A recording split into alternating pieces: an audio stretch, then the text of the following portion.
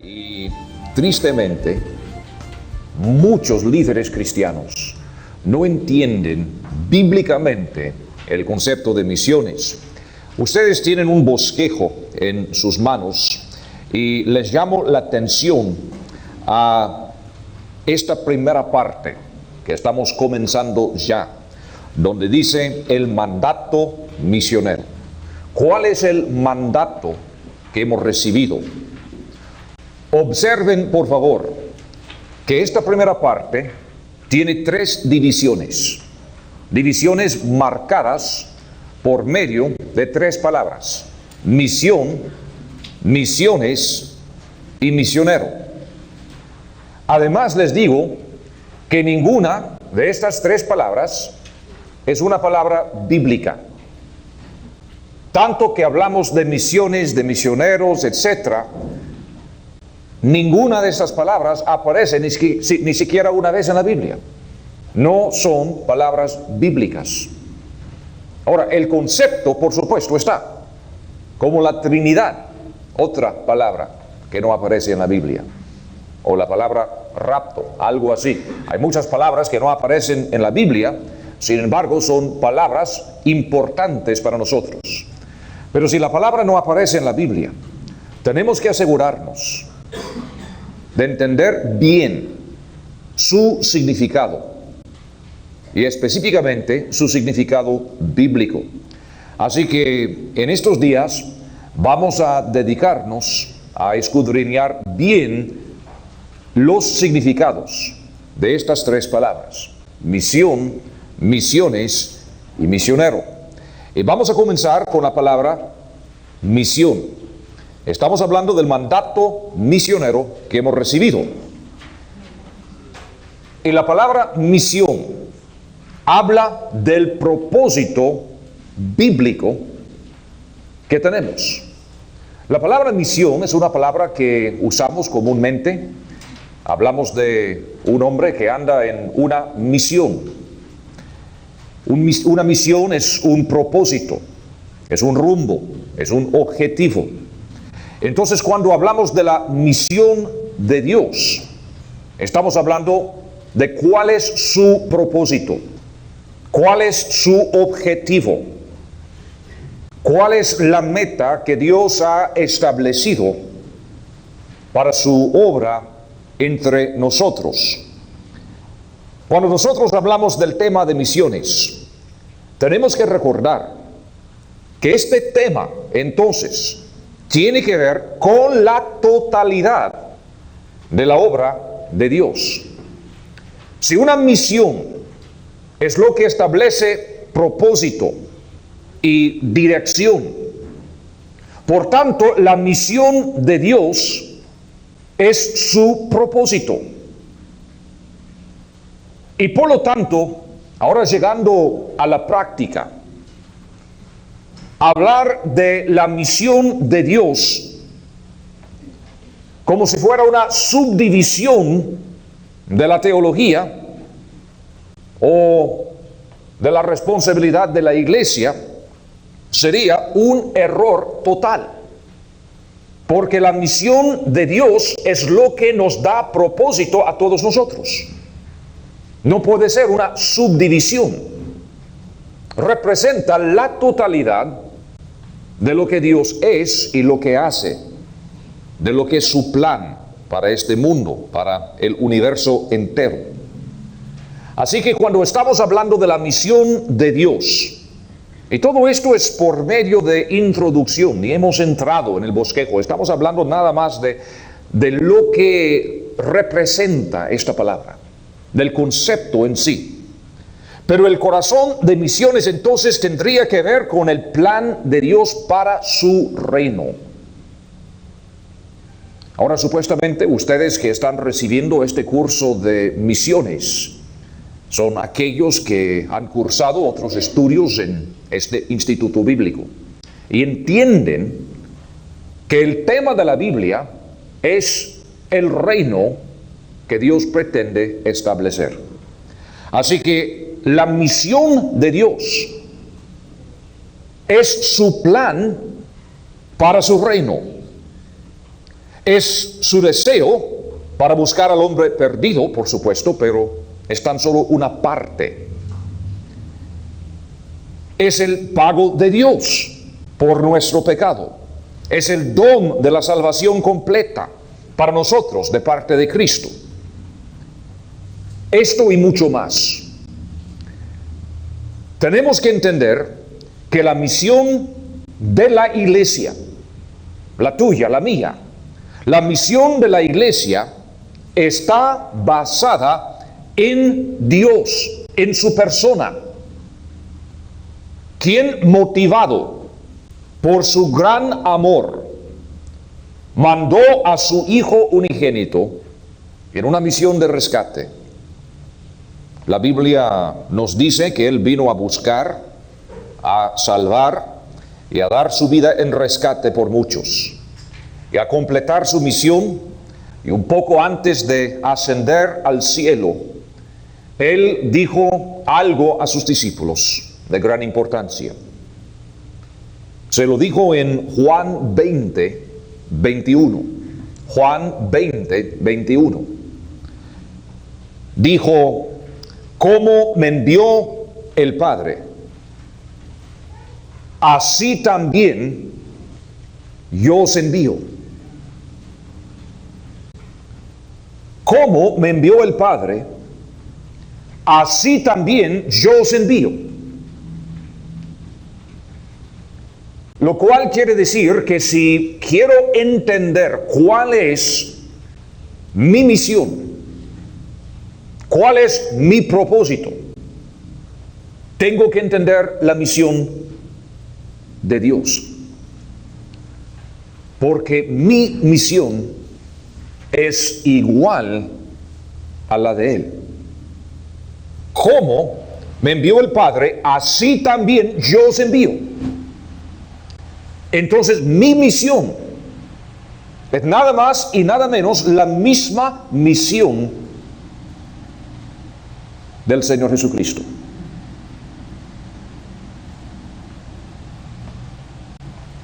Entonces pregunto, ¿por qué es que no hablamos más de la misión de Dios y de misiones? Hablemos de lo que es esta misión de Dios.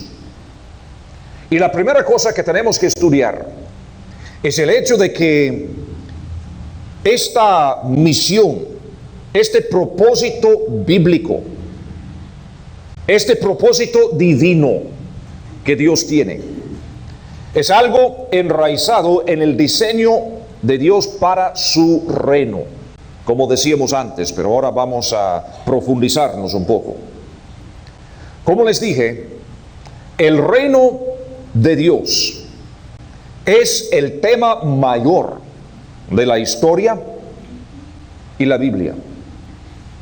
Algunas veces escuchamos a pastores decir algo como: Cristo es el tema de la Biblia, o la salvación es el tema de la Biblia. No, equivocado. No es decir que Cristo no tiene importancia. No es decir que la salvación no tiene significado. Pero cualquiera que lee cuidadosamente la Biblia puede entender fácilmente que el tema principal de la Biblia es el establecimiento de un reino. Y tiene que ver con una lucha para ver quién va a sentarse en el trono. Y a través de la historia que encontramos en la Biblia, podemos ver esta lucha, comenzando con la misma creación, comenzando con la misma rebelión de Lucero, quien quiso llegar al cielo para tomar el trono. La Biblia dice en Ezequiel 28 y otros lugares que Lucero originalmente era uno de los querubines. Para ser exacto, el querubín ungido. La misma palabra se traduce también como Mesías, o del griego del Nuevo Testamento, Cristo, porque las dos palabras son iguales, Mesías, Cristo. lucero era ungido, el querubín mesiánico, con la responsabilidad de establecer un reino aquí, en este planeta. Ezequiel 28 habla de esa escena. Pero como sabemos, Lucero pecó porque en vez de estar satisfecho con lo que Dios le había dado, quiso más. Quiso el puesto de Dios. Y por lo tanto quiso subir al cielo para llegar a ser como Dios sin Dios. Y ahí tenemos la entrada del pecado en el universo y una interrupción en el reino que Dios quiere establecer. Ahora, aquí no vamos a pasar mucho tiempo porque, de nuevo, esta clase es una clase avanzada y ustedes ya han estudiado este tema bastante, pero es importante tomar unos minutos en este momento, al estar comenzando, para tener en mente este contexto, porque tendrá mucho que ver con lo que vamos a ver. Sabemos que Dios reemplazó al caído lucero con Adán, el primer hombre, también creado a la imagen de Dios, y quien también recibió una misión. Y la misión que recibió no tuvo nada que ver con Cristo, ni la salvación, ni la iglesia. La misión que Adán recibió tuvo que ver con el establecimiento de un reino aquí en esta tierra. Y es a causa del pecado, a causa de la caída de Adán, que tenemos necesidad de la salvación, de la encarnación y muchas cosas más. Y por eso digo que esos conceptos tan importantes que son, no pueden ser el tema principal de la Biblia, porque existen tan solo a causa del pecado y nunca han formado parte del plan original del Señor para establecer su reino. Y todo lo que estamos viendo hoy, la iglesia, la salvación, la encarnación de Cristo, su crucifixión, su resurrección, etcétera, todo esto solamente tiene que ver con la manera de volver a donde estuvimos antes.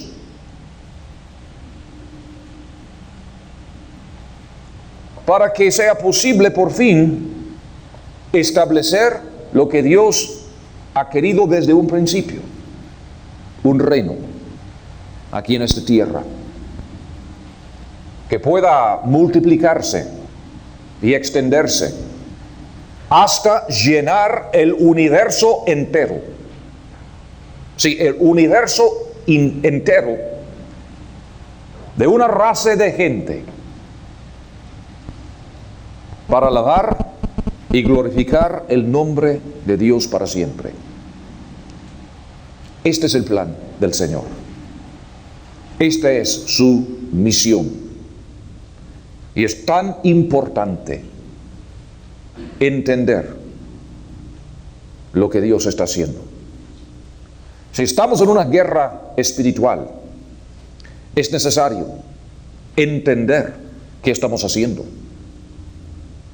Es necesario entender quién es el enemigo, cuál es la misión, cuáles son los objetivos que tenemos. Así que Dios ha venido trabajando en su plan a través de las edades, de acuerdo a su deseo de reinar en el mundo físico y en el mundo espiritual. Para Dios no hay diferencia. Dios quiere reinar en el aspecto físico de su creación y a la misma vez en el aspecto espiritual, porque el hombre tiene ambas dimensiones. Es un ser físico y también un ser espiritual. Y lo que estoy diciendo, hablando así del reino y el tema de la Biblia, es simplemente que este es el contexto en que se debe ver la salvación que Dios ofrece al hombre. La salvación ofrecida por Dios al hombre es establecer una nueva raza de gente que voluntariamente le adore y sirva. Veamos esta mañana unas palabras de Pablo en 1 de Corintios 15, este gran capítulo de la resurrección. 1 de Corintios capítulo 15, comenzamos en el versículo 45. Así también está escrito: fue hecho el primer hombre Adán, alma viviente; el postrer Adán, espíritu vivificante. Noten el título que Pablo le da a Cristo: el postrer Adán. El postrer Adán, el último de la raza, para poder a la misma vez fundar otra. Versículo 46 dice: mas lo espiritual no es primero, sino lo animal, luego lo espiritual. El primer hombre es de la tierra, terrenal. El segundo hombre, que es el Señor, es del cielo. ¿Cuál el terrenal? Tales también los terrenales. ¿Y cuál el celestial? Tales también los celestiales. Y así como hemos traído la imagen del terrenal, traeremos también la imagen del celestial.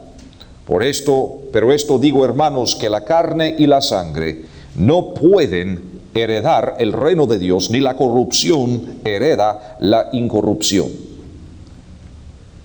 Tenemos que entender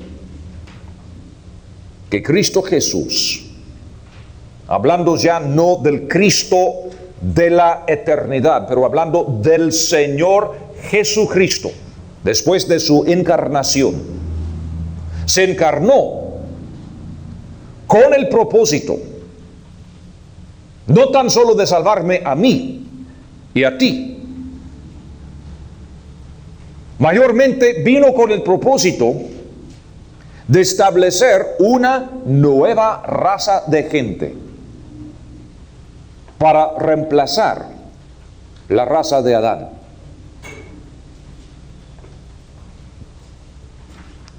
Tenemos que entender que esta palabra misión,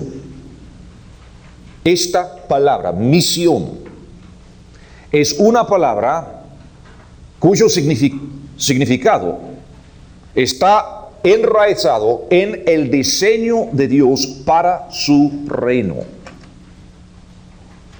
Algo mucho más profundo, más amplio que hablar de iglesias, el cristianismo, la salvación, etc.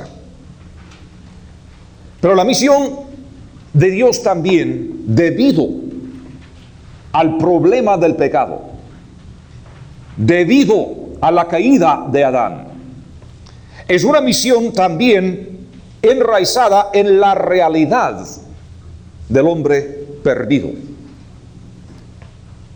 Tenemos que entender que el hombre sin Cristo está totalmente sin esperanza. Y ahora nos toca hablar un poco. Quisiera poder decir, bueno, hermanos, este es un curso avanzado y todos entendemos que el hombre sin Cristo es un hombre perdido. Desafortunadamente, he hablado con muchos pastores, misioneros y hasta teólogos que no entienden ni pueden explicar por qué es que el hombre sin Cristo está perdido. Y no saben contestar las preguntas que con frecuencia se nos hacen. ¿Y qué de la gente indígena? ¿Y qué de los musulmanes? ¿Y qué de las muchas personas en el mundo quienes sinceramente adoran a Dios a su manera, que nunca han recibido el Evangelio? Ahora, seguramente un Dios amoroso no podría condenar a estas personas, tomando en cuenta su gran sinceridad, etc. A tal grado que hoy en día el movimiento ecuménico ha llegado a un nivel tal que hay pastores bautistas independientes que participan con otras religiones con el propósito de combinar nuestras tradiciones, nuestros entendimientos, y consideran que no importa si uno es musulmán, si es cristiano, si es católico romano, si es bautista independiente, si es metodista, si es budista, que no sé qué cosa, porque lo importante es adorar al Señor de un corazón sincero. Y todos ustedes están diciendo, no, no es cierto. Pero, ¿me puedes explicar por qué? Bíblicamente, aquí tenemos que comenzar. Quizá para muchos será un repaso, pero quizá un repaso necesario. Yo lo necesito. Yo lo necesito porque cada día tengo que recordar que esas personas de la calle que no conocen a Cristo no tienen esperanza sin Cristo. Si mueren hoy, van al infierno. Y sin Cristo no tienen nada. Nada. Muchas veces nos hacen una serie de preguntas lógicas, o así parecen. Como por ejemplo, si esos paganos, si esa gente inconversa, si esa gente vive de acuerdo a la luz que han recibido, ¿puede un Dios justo condenar a esa gente? Si Dios es amor, y la Biblia dice que Dios es amor, ¿verdad? Si Dios es amor, ¿cómo puede Él condenar a esa gente que nunca ha tenido la oportunidad de recibir su amor? Eso no sería lógico, ¿verdad? Así nos hacen las preguntas. No, pastor, si usted nos dice que Dios es amor, y si yo veo en el sur de México esa gente indígena que nunca ha tenido mucha oportunidad de entender las cosas de la Biblia, pero en toda su sinceridad, siguiendo las tradiciones de sus antepasados desde hace siglos, siguen fielmente esas tradiciones con una sinceridad pura de corazón. Un Dios de amor jamás podría condenar a esa gente, ¿verdad que no? O dicen, ¿puede un Dios justo condenar a esa gente que ha seguido la luz que ha recibido, pero de acuerdo a otras tradiciones religiosas? No sé si vieron en las noticias, pero ayer un negro famoso en los Estados Unidos, Louis Farrakhan, el musulmán, dirigió esta manifestación en la ciudad de Washington. Y fue, bueno, por supuesto no escuché todo el discurso porque estaba por aquí, pero de lo poco que escuché en las noticias, mezclaba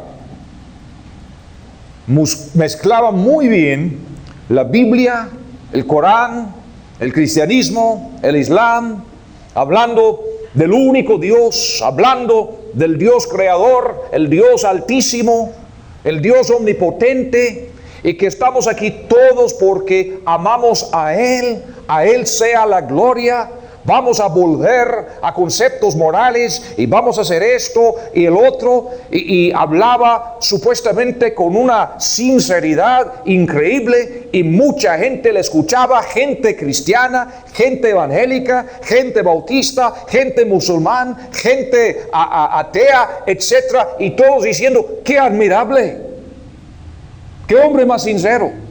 Ahora pregunto, ¿cómo podría un Dios justo condenar a un niño negro nacido en un barrio de la ciudad de Nueva York, quien durante toda la vida recibe de sus padres enseñanzas del Corán, enseñanzas en cuanto a un Dios que es el único Dios, quien nos ama, quien nos quiere salvar? Y hablando de la necesidad de vivir vidas morales. Y si este niño en toda su vida sigue fielmente las enseñanzas y la tradición que ha recibido, amando a Dios, el Dios, el único Dios, ¿cómo podría un Dios justo condenar a ese niño? ¿Y qué podemos decir en cuanto a la gente que sinceramente adora a Dios, pero viven en otros países, otros continentes, ni tienen oportunidad de recibir la Biblia o aún oír de los conceptos cristianos? Un Dios justo seguramente no podría condenar a esa gente, ¿verdad que no? ¿Verdad que no, pastor? Y desafortunadamente, muchos pastores, enfrentados con esas preguntas, no saben qué decir, menos qué decir bíblicamente. Antes de entrar en la Biblia, si queremos preguntas lógicas, vamos a seguir esas preguntas lógicas que nos han hecho y vamos a llegar hasta las conclusiones lógicas que nos presentan. Porque si estas preguntas son lógicas y buenas, tenemos que sacar entonces ciertas conclusiones. Pastor, escúcheme. Si la gente te está haciendo esta clase de pregunta, diciendo: pero pastor, que yo visité una vez el mundo árabe, allí ni se permite la Biblia, no se permiten enseñanzas bíblicas. Hay millones de personas que ni una vez escuchan el nombre de Jesús, pero son gente sincera. Pastor, un Dios amoroso jamás podría condenarlos, ¿verdad? Pues hay muchas cosas que no las entendemos y tendríamos que decir que lógicamente uno tiene que seguir la luz que ha recibido.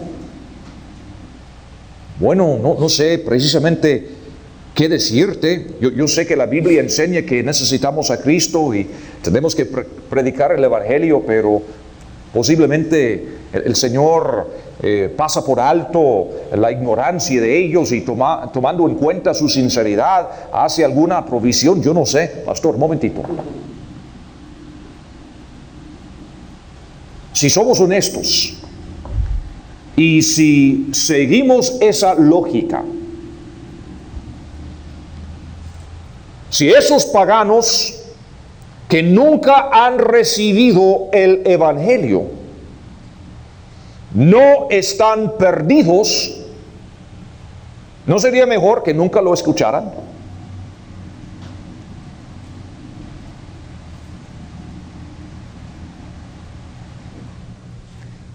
Si la gente indígena de México que sigue la tradición de sus padres fielmente y con toda sinceridad, al pie de la letra, si esa gente no está condenada, si no está perdida, si seguimos hasta las conclusiones lógicas,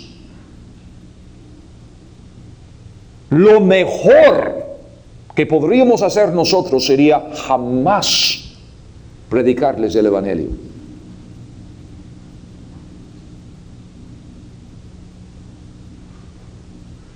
Porque como están ahora, están bien, si aceptamos esa lógica. Entonces, llevarles el Evangelio sería condenarlos, no salvarlos. Si de veras creemos esa lógica, entre comillas, lo mejor que podríamos hacer en esta vida sería cerrar la boca y no testificar jamás a nadie. Y dentro de poco tiempo vendría una nueva generación que no tendría ningún conocimiento de Cristo, y entonces todos serían salvos. Esta es la conclusión de la lógica.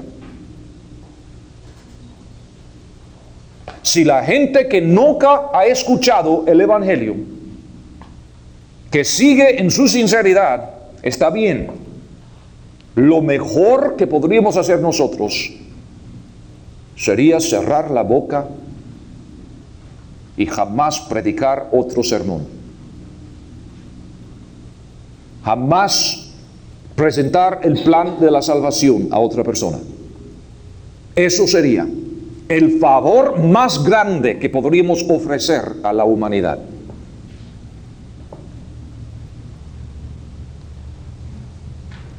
Si fuera así, si aceptamos estas preguntas lógicas, todos los pastores, misioneros y testigos cristianos en realidad tienen ministerio de condenación, no de reconciliación.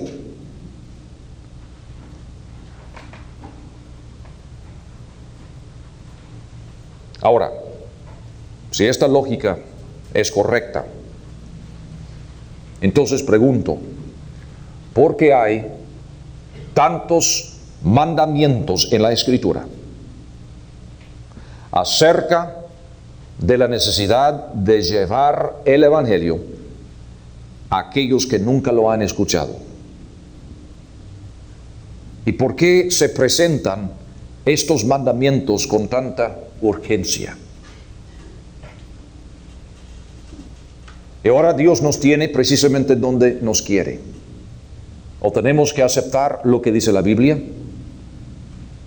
o tenemos que aceptar la lógica del hombre.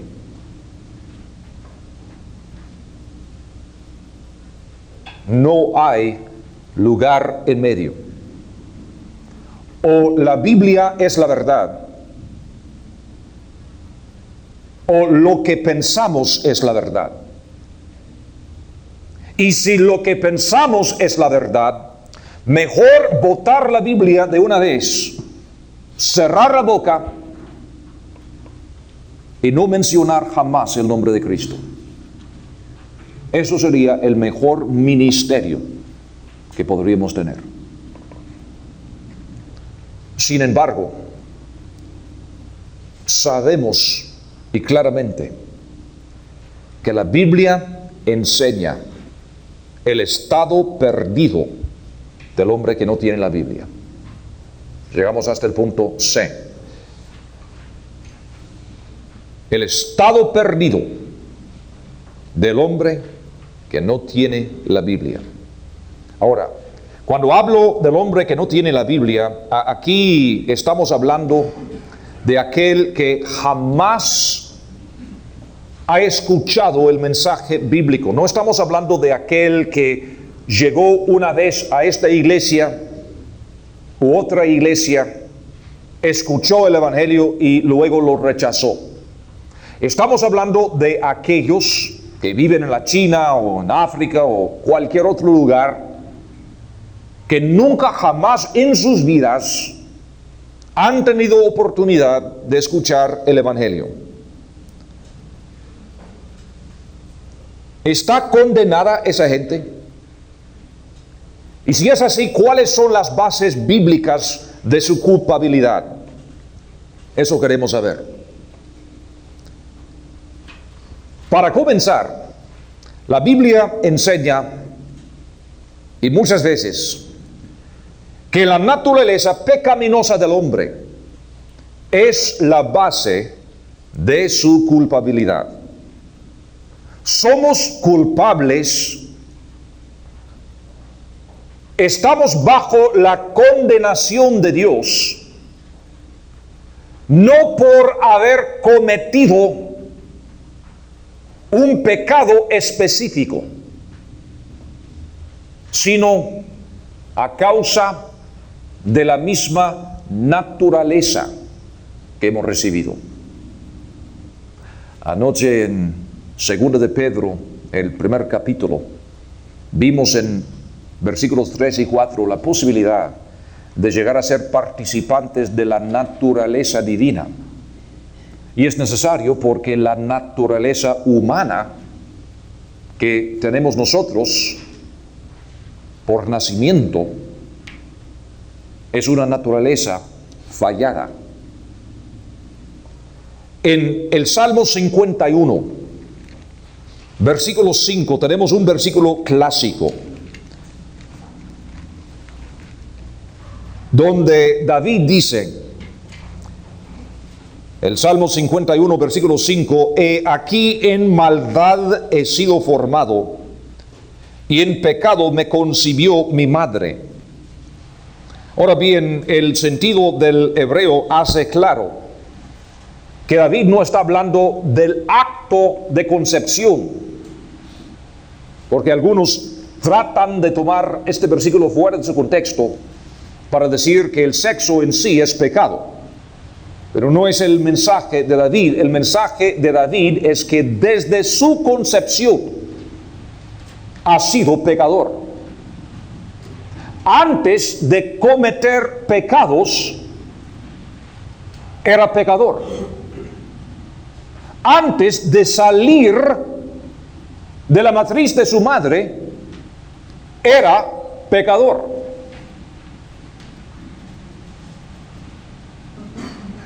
Uno peca por naturaleza. No se hace pecador por haber pecado. Peca siendo pecador. Ese nieto tan bello que el Señor me regaló, del cual estaba hablando anoche, yo lo vi cuando tenía 1 semana y media. Una inocencia, una belleza, algo tan especial. ¿Y saben qué? Es un gran pecador. Lo que pasa es que no ha tenido mucha oportunidad para pecar. Pero pronto tendrá esa oportunidad.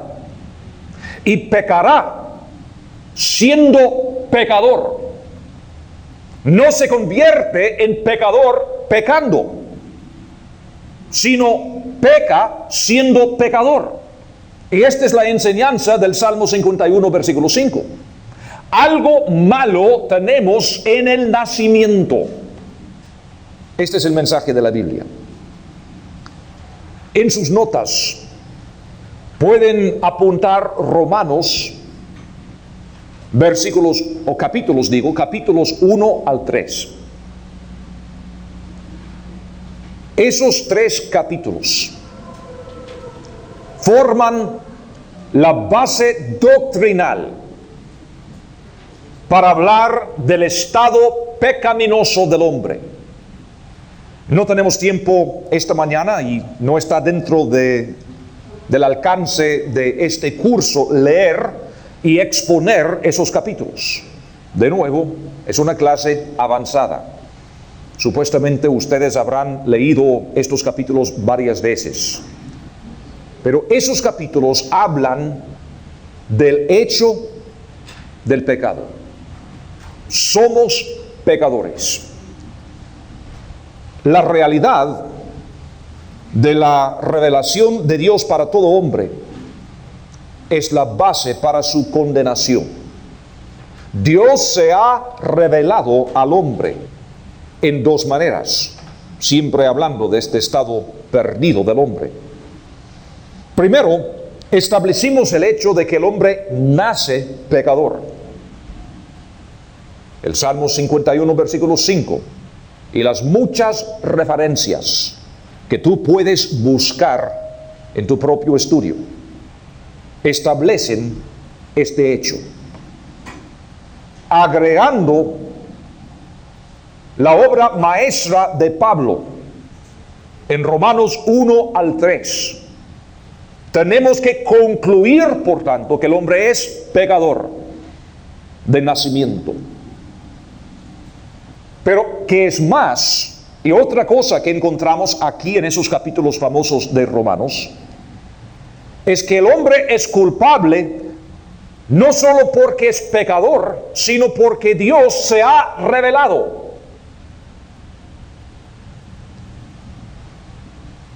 Dios se ha revelado al hombre en dos maneras, aparte de su manifestación en Cristo Jesús. Ni estamos hablando por el momento del cristianismo. Romanos, el primer capítulo, establece que aún antes de Cristo Jesús, antes de recibir el Evangelio, Dios se ha manifestado a cada ser humano en dos formas. Dos testimonios Dios nos ha dejado: el testimonio de la conciencia y el testimonio de la creación. Hablemos de estos dos testimonios. El testimonio de la conciencia y el testimonio de la creación. Romanos, el primer capítulo.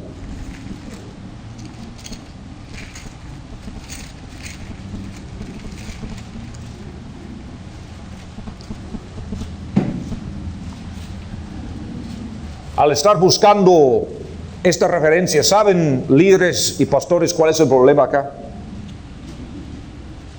Algunos de ustedes están diciendo, eso ya lo sé. El problema es, si alguien te pregunta por qué es que los paganos están condenados, no podrías contestar. Podrías decir, no, es que el hombre sin Cristo está perdido. Entonces dicen, ¿y por qué? Y dices, porque el hermano Felipe me lo dijo. Porque yo estaba una vez en una clase con el hermano Jeff y en esta clase de misiones así lo aprendimos. Y cualquier persona bien preparada te hace pedazos.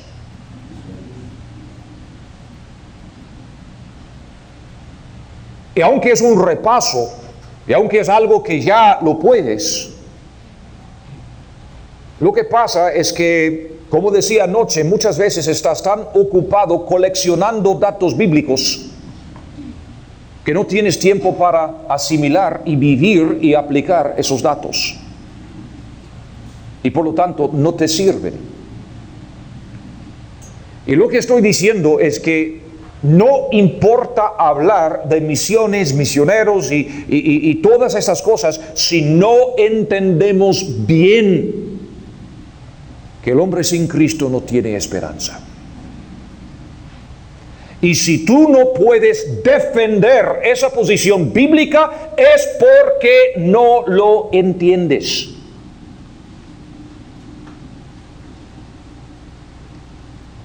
Creo que hace unos años, muchos de ustedes no estuvieron en aquel entonces, yo estaba predicando acá y compartí una experiencia que yo tuve en la universidad.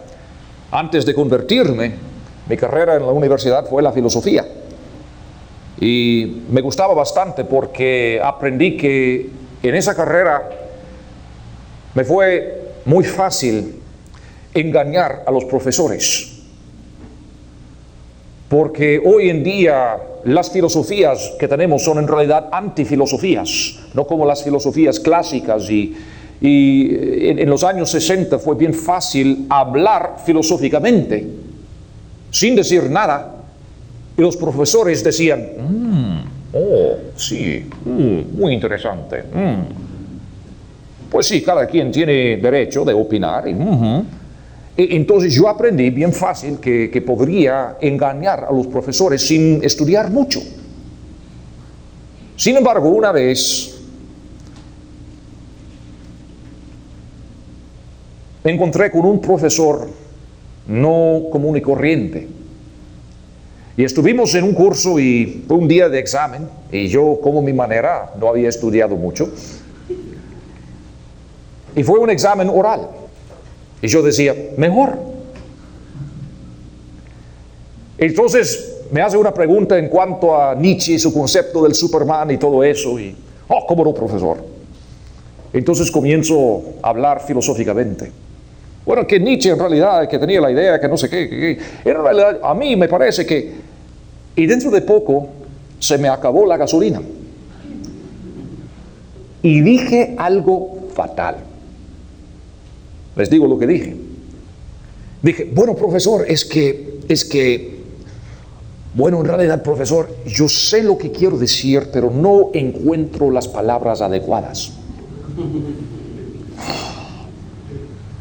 Fatal.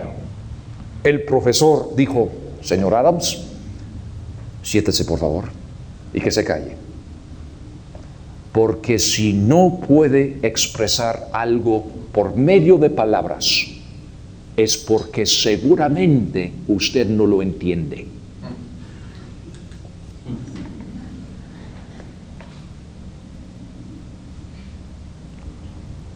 Fue una lección muy dura que tuve que aprender. Tuvo mucha razón el profesor. Si no lo puede expresar verbalmente, es porque no lo entiendes. Y por eso digo que muchas veces decimos, oh sí, los paganos sin Cristo no tienen esperanza, por eso tenemos que predicarles el Evangelio del Señor, gloria al Señor. ¿Y por qué? Bueno, es que es un concepto muy profundo en realidad y que me costaría mucho tiempo explicártelo y además de que hay ciertas cosas aquí que no encuentro palabras adecuadas. Mira, el problema es que no entiendes, no tienes idea. Eres nada más un loro repitiendo lo que escuchas sin entender nada. Así que el propósito de estos repasos es aprender. Y si uno no puede expresar verbalmente lo que ha aprendido, no ha aprendido nada. Nada. Puedes cumplir la tarea, salir bien en el examen, pero si de hoy a un año no puedes explicar bíblicamente lo que has aprendido, lo que pasa es que nunca aprendiste. Siento decírtelo así nomás, pero es la verdad. Es la verdad. Así que aquí en Romanos, Pablo nos está hablando del por qué es que el hombre sin Cristo está perdido. Y vamos a comenzar aquí en Romanos 1, versículo 18, después de descansar unos 5 minutos.